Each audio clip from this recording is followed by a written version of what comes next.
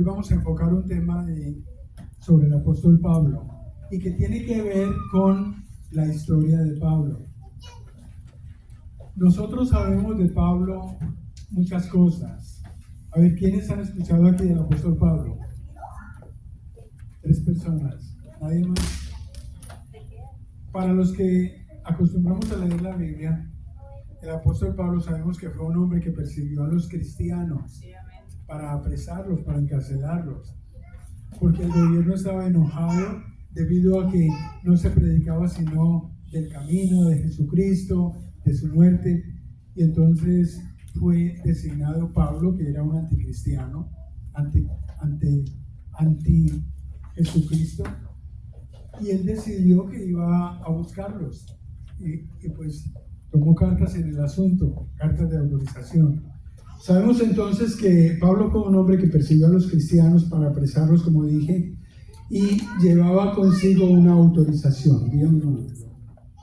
También sabemos de que él, en su camino a Damasco, vio una luz resplandeciente, iba con sus soldados en ese propósito, cuando vio una luz que resplandecientemente se le apareció al frente y escuchó la voz de Jesús preguntándole: Saulo, ¿por qué me persigues? ¿Qué fue lo tan malo que te hice a ti o que le hice al mundo? Aquí vamos a mirar eso entonces más adelante. También sabemos de que este Saulo, él fue enceguecido por esa luz. Y entonces fue conducido a Damasco, al pueblo para donde iba justamente. Y esa voz le dijo, que era Jesús, le dijo: vete a Damasco y allí se te dirá lo que debes hacer. También vamos a mirar eso más adelantito. Y Ananías, un discípulo de Jesús, Ananías fue quien le recobró la vista. También sabemos que Saulo, después de su conversión, se dedicó a viajar llevando la palabra de Dios. Se dedicó a evangelizar.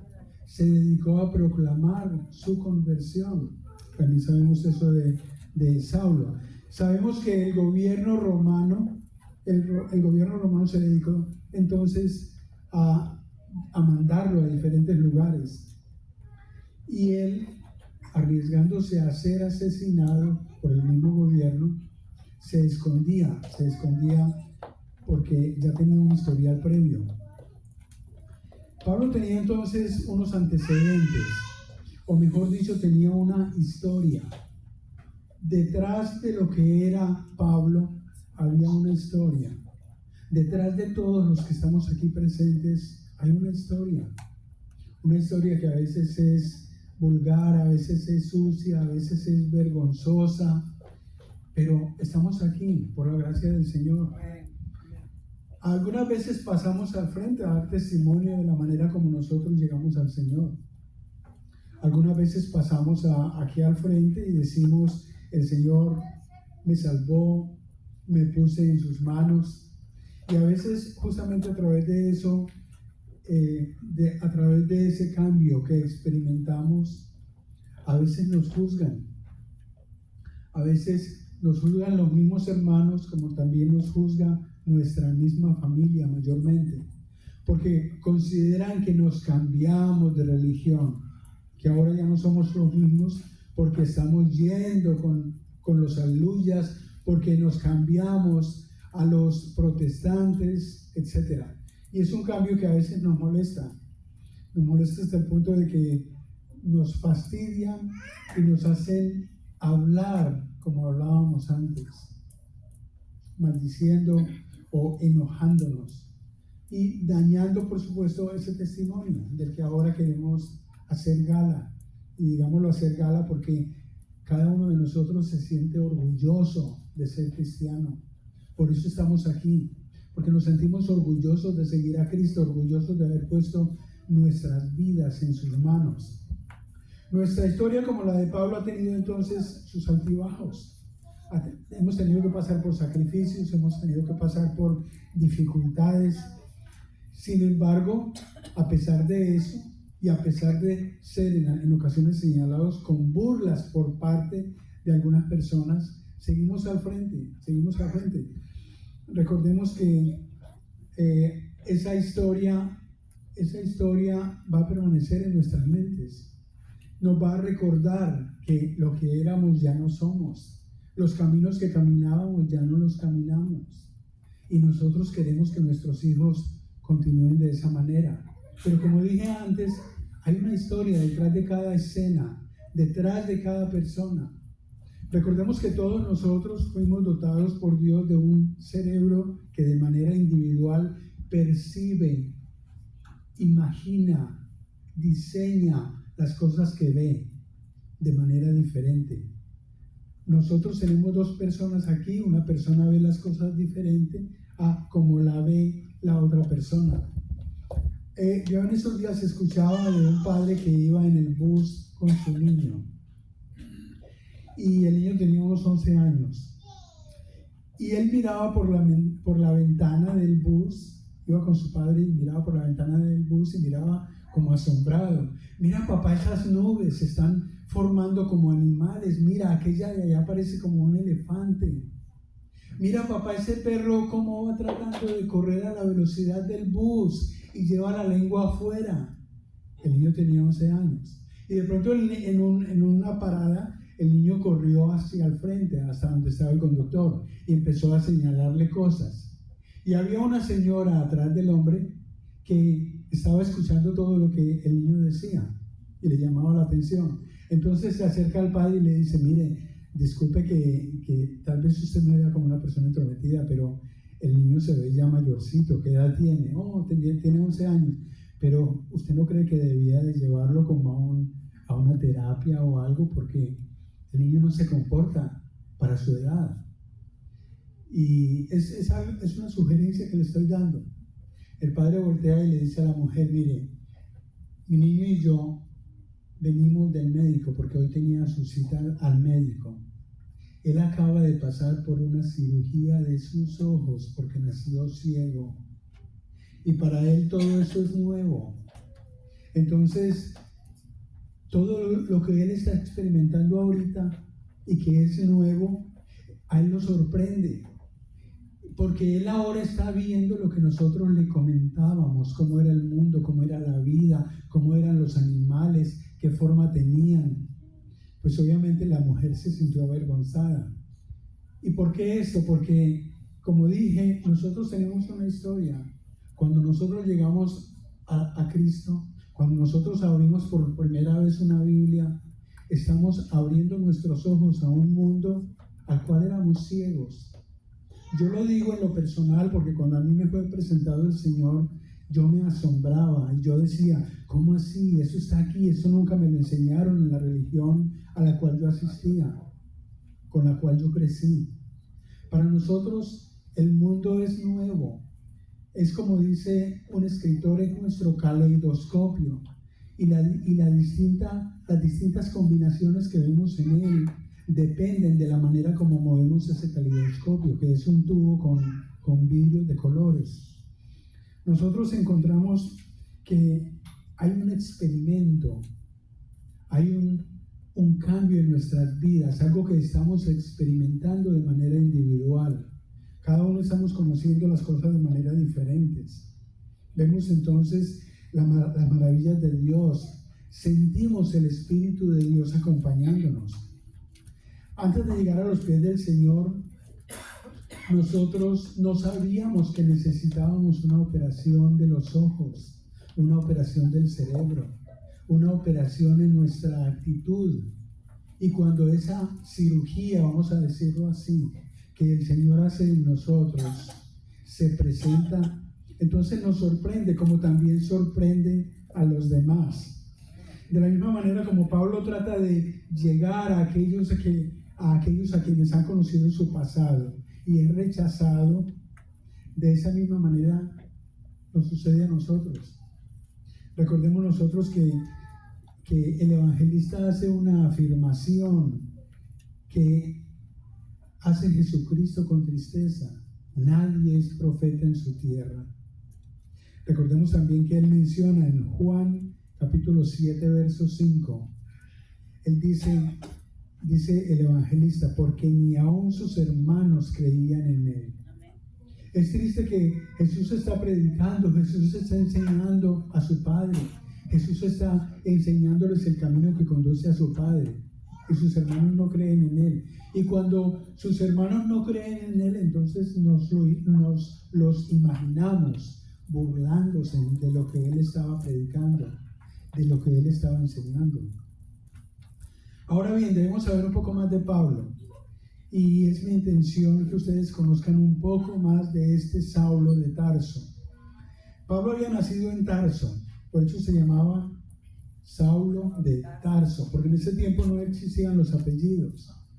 Si estuviéramos ahorita, en esa ocasión, en esos tiempos, yo sería Rodrigo de Urrao, ¿sí? No Roy Urrego. El Urrego, que fue un apellido, fue entonces diseñado para distinguirnos por familias, ¿sí?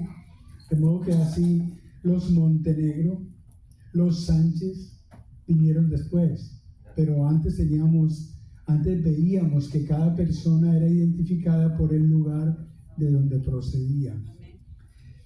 Pablo era ciudadano romano educado en la cultura griega, y era el idioma, el griego, con el que normalmente él se identificaba cuando hablaba en griego. Pablo fue educado mayormente sobre el fundamento de las escrituras del Antiguo Testamento. Por eso en sus cartas encontramos muchas citas, más de 200 citas al Antiguo Testamento, porque él fue levantado en esa teología con su maestro, que ¿quién era? Gamaliel. Su maestro Gamaliel lo educó de esa manera. Él se hizo experto entonces en los estudios de los rabinos, y por eso encontramos esas citas, alrededor de 200 citas, como dije. Cuando Pablo vivió en Jerusalén, se cree que vivía con una hermana, con su hermana biológica. A la edad de 30 se hizo un ferviente defensor del judaísmo. Y en esa época fue cuando Esteban fue martirizado. Esteban, recordemos en el capítulo 9, cuando habla del martirio al que fue sometido Esteban, se dice que había un hombre a un lado y que recogió sus ropas. Y ese era, supuestamente, de acuerdo a los estudios, ese era Pablo. ¿Qué más encontramos? Que en ese tiempo, el sumo sacerdote de Jerusalén, que se llamaba José Caifás, el mismo que de acuerdo con la Biblia fue quien envió a Jesús a Pilatos para que fuera ejecutado, fue quien le dio las cartas a Pablo como unas autorizaciones para que pudiera llegar a cada pueblo a perseguir y a apresar a los cristianos. Hechos capítulo 9, del 4 al 5 nos dice: y cayendo en tierra, está hablando de la conversión de Pablo, nos dice que a mitad de ese camino a Damasco fue cuando vio esa luz, un rayo de luz se puso frente a él, y nos dice el capítulo 9, verso 4 al 5, y cayendo en tierra oyó una voz que le decía: Saulo, Saulo, ¿por qué me persigues? Verso 5, él dijo: ¿quién eres, Señor? Y le dijo: yo soy Jesús, a quien tú persigues. Dura cosa le es dar coces contra el aguijón. ¿Qué quiere decir eso? Dura cosa es dar coces contra el aguijón. Él dice: aquí está el poder que yo he manifestado a través de mis predicaciones, a través de lo que Dios me ha dado, mi Padre me ha dado para darles al pueblo, a los demás, y tú vienes contra este camino, contra esta situación, a tratar de eliminarla.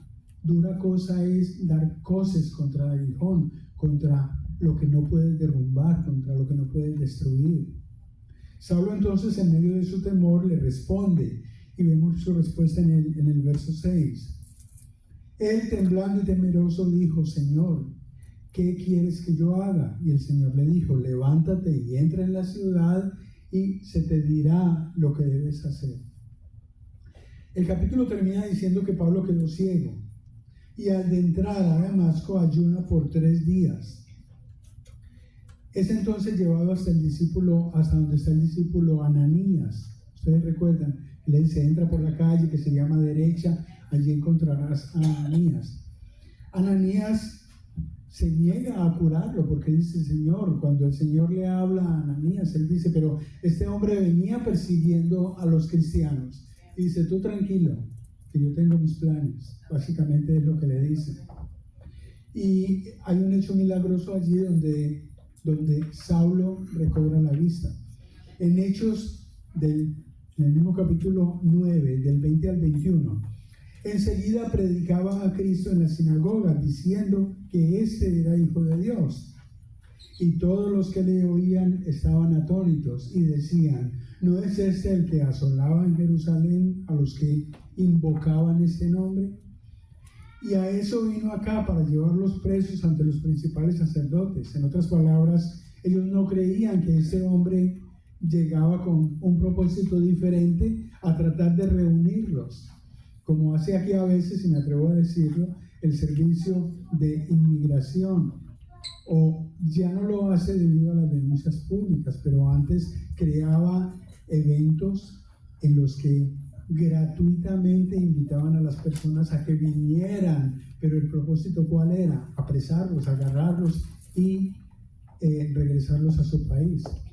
Y era lo que ellos tenían. Este hombre ha venido aquí con el propósito de llamar nuestra atención, reunirnos y eventualmente apresarnos y matarnos. La conversión que decía haber experimentado asombraba a todos, obviamente, y ellos desconfiaban de sus intenciones. En el verso 26, y cuando llegó a Jerusalén, trataba de juntarse con los discípulos. Él trataba de llamarle la atención, pero ¿qué pasaba? Que los discípulos también le tenían miedo y desconfiaban de él. Pablo usa este testimonio no solamente delante de los apóstoles, el testimonio de su conversión, y que cuando yo iba a Damasco y que vi la luz y que Jesús me habló y que quedé ciego y que fui a ese lugar y allí recobré la vista, esa es su conversión y la encontramos en 4 o 5 ocasiones en sus cartas y en Hechos de los Apóstoles. Aquí tenemos en Hechos 22, capítulo 22, cuando él es invitado a hablar ante los gentiles y dice, y él dijo, el Dios de nuestros padres te ha escogido para que conozcas su voluntad. ¿Quién le está hablando aquí? Le está hablando a Ananías. Cuando Ananías le recobra su vista, él le habla y le dice lo siguiente, el Dios de nuestros padres te ha escogido a ti para que conozcas su voluntad y veas al justo y oigas la voz de su boca, porque serás testigo suyo a todos los hombres de lo que has visto y oído. Ahora pues, ¿por qué te detienes? Levántate y bautízate y lava tus pecados invocando su nombre. Estoy leyendo Hechos 22, 14 al 16. Aun cuando Pablo no conoció a Jesús personalmente, porque ya Jesús había muerto cuando suceden estas cosas, él estaba impresionado con todo cuanto se decía de Jesús y proclamaba su vida y milagros a donde quiera que iba, porque cuando él llegaba y empezaban a confiar en él, entonces le comentaban, oye, ¿quién era Jesús? ¿Qué fue lo que Jesús hizo? Nosotros a veces nos preguntamos y encontramos las respuestas en la Biblia.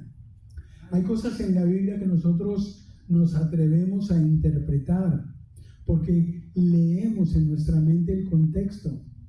Lo que el Espíritu nos da a nosotros cuando leemos la Biblia es algo increíble. Encontramos cosas que antes no habíamos visto, que antes no habíamos leído. Y entonces cuando ellos reconocían que Pablo estaba diciendo la verdad, se aliaban con él, se reunían a su lado, lo escuchaban. Así que él predicaba lo que se llama la doctrina de la justificación por fe. Y esa doctrina de la justificación por fe empezó a ser reconocida en toda el área, desde Macedonia hasta Jerusalén, todos los sitios a donde él iba, a Creta, ante los gentiles, empezaron a creer en él, a creer en esa doctrina que él predicaba. Fue Pablo quien desarrolló y aplicó teológicamente los sacramentos del bautismo y la comunión en las iglesias cristianas liberadas por el Espíritu Santo. Lo importante es saber que después de su conversión, Pablo no regresó de inmediato a Damasco. Dice en su carta a los Gálatas, esto es importante y es un detalle que estudiando para esta clase me di cuenta. Pablo no regresó de inmediato a Damasco después de que fue convertido, después de que recobró la vista. En Gálatas 1, 15 al 17 dice: pero cuando agradó a Dios, que me apartó desde el vientre de mi madre y me llamó por su gracia, revelar a su Hijo en mí, para que yo le predicase entre los gentiles, no consulté enseguida con carne y sangre, ni subí a Jerusalén a los que eran apóstoles antes que yo, sino que fui a Arabia. Noten esto, fui a Arabia y volví de nuevo a Damasco. ¿A qué fue él a Arabia? A una zona desértica. Él se fue al desierto. ¿A qué? A meditar, a orar, a reconocer ante Dios lo que había sucedido. Y después regresó a Damasco y fue cuando procuró reunirse con los discípulos, reunirse con los apóstoles. Segunda de Corintios 11 a 13 nos dice: en Damasco el gobernador de la provincia del rey Aretas guardaba la ciudad de los damascenos para prenderme, y fui descolgado del muro en un canasto por una ventana y escapé de sus manos. ¿Quién lo descolgó por un canasto a través de una ventana? Los apóstoles, porque empezaron a creer en él y vieron que lo que él decía tenía sentido. Cuando nosotros llegamos a hablarle a nuestras familias, a nuestros vecinos, a las personas que ya nos conocían, y somos convincentes en la palabra de Dios, ellos empiezan a defendernos. Ellos creen en nosotros y empiezan a apoyar lo que nosotros queremos comunicarles a los demás. Puedo afirmar sin temor a equivocarme que ninguno de nosotros ha pasado por las pruebas que siguieron a Pablo, porque fueron pruebas fuertes. Aquí tenemos en 2 de Corintios capítulo 11, cuando él habla de esas situaciones, de esas experiencias que le tocó vivir. En 2 de Corintios capítulo 11 al 24, al 27 dice: de los judíos 5 veces he recibido 40 azotes menos uno.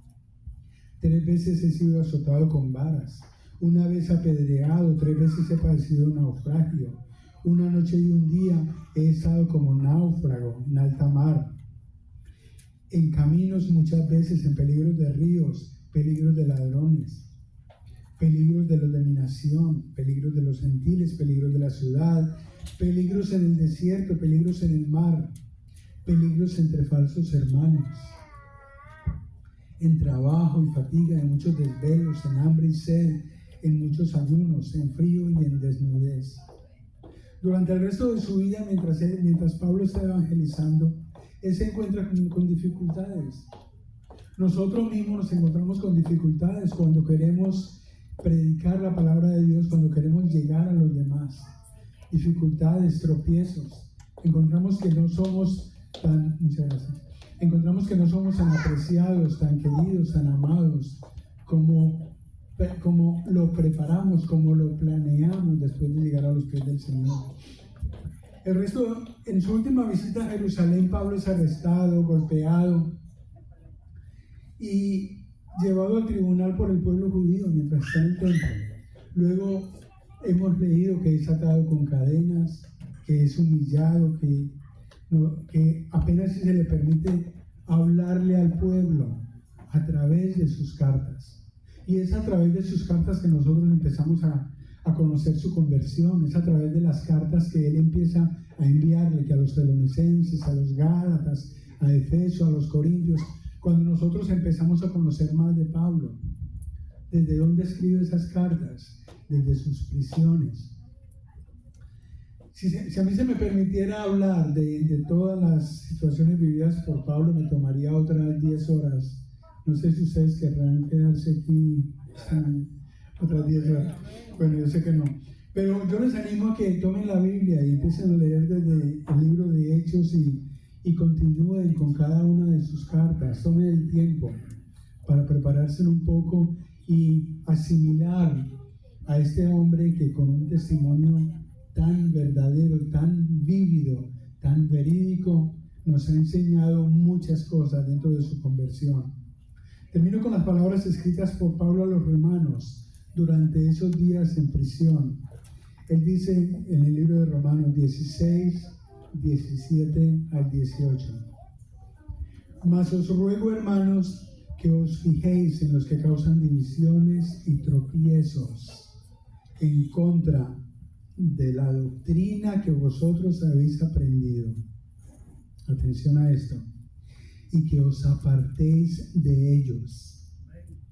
Porque tales personas no sirven a nuestro Señor Jesucristo, sino a sus propios vientres. Y con suaves palabras y lisonjas engañan los corazones de los ingenuos. Es duro decirlo, pero Él mismo nos dice: no os sentéis a la mesa con inconversos. ¿Por qué dice Él eso? Porque en muchas ocasiones nosotros hemos enfocado el tema de Jesucristo, el tema de la Biblia. Y no sé si ustedes alguna vez lo han escuchado, pero a mí en lo personal me han dicho: sabes que si vienes aquí con tu temita de la Biblia, más bien paramos la conversación. Y por eso Pablo dice: ¿saben qué? No se junten con esas personas, porque ustedes van a dañar su testimonio. Se van a ver abocados a un argumento, a una discusión que no tiene sentido, porque lo que tú crees no puedes permitir que el enemigo te lo saque de tu corazón, de tu mente.